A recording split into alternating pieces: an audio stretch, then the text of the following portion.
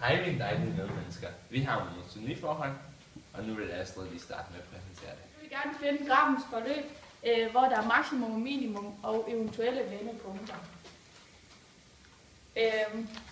Og så hvornår grafen er voksende og aftagende. Ja.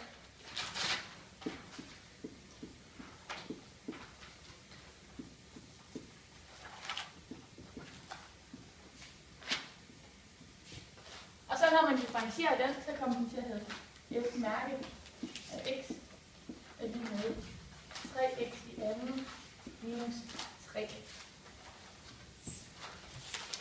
Når man snakker om monotoniforhold, så er det altid et mærke af x, man skal undersøge, som også kaldes differentialkoefficienten, som er helmingen af den tangent, der går i det punkt. Og for at en funktion skal være differentiabel, så skal den være kontinuer. Og så for at finde de her nulpunkter, så vil jeg så lige løse den her lige med 0.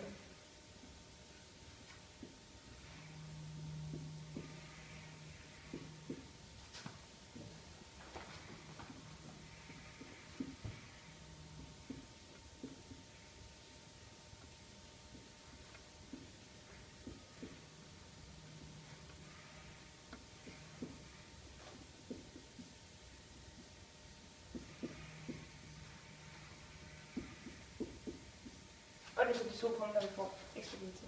Nu skal vi så til at finde monotoniforholdene. Så har vi vores 2 x-værdier, som er minus 1 og 1.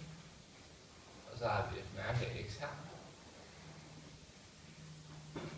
Og der ved vi, at den er 0 med x-værdierne. Og så har vi f af x.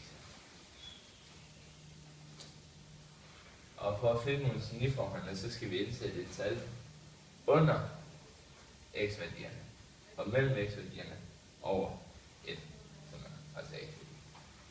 Og det starter med her, og vi vælger så minus 2, som er under minus 1. Så det er til minus 2 i mærke af x. Og vi kommer så til 3 gange minus 2 i anden minus 3. Og det er så lige med 9. Og så indsætter vi tal mellem de 2 x-værdier. Det er så et mærke af 0 lige med 3 gange 0 i anden minus 3. Og det bliver så lige med minus 3. Og så indsætter vi tal over x-værdien 1.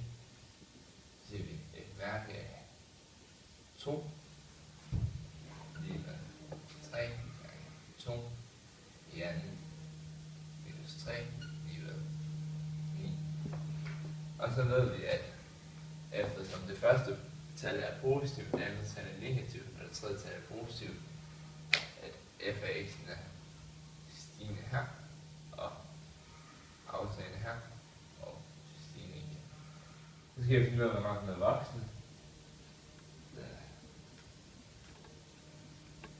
Voksne i, når minus 1 er større eller lige med x, så x minus 1, og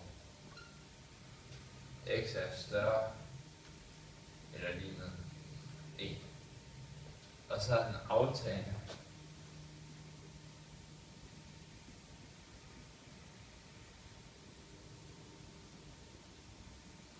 Når x ligger mellem minus 1 og 1.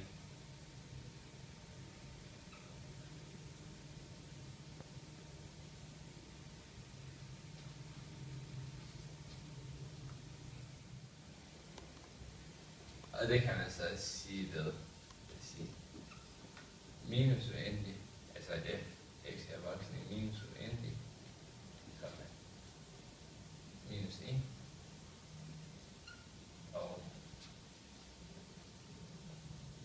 1 uendelig.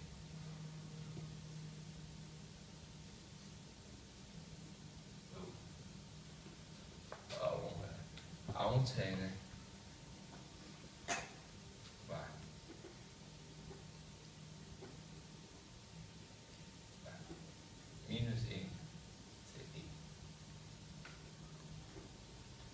vi finde minimum og maksimum i et givet interval, som er minus 3,3.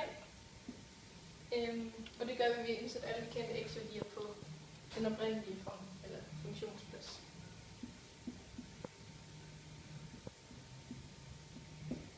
Det er minus 17.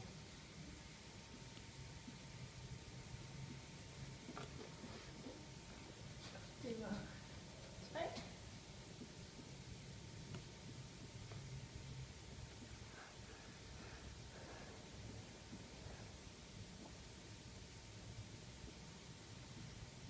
Ud fra det her kan vi så se, at i punktet minus 1,17, eller minus 17, der har vi minimum, og i punktet 3,19, der har vi maksimum.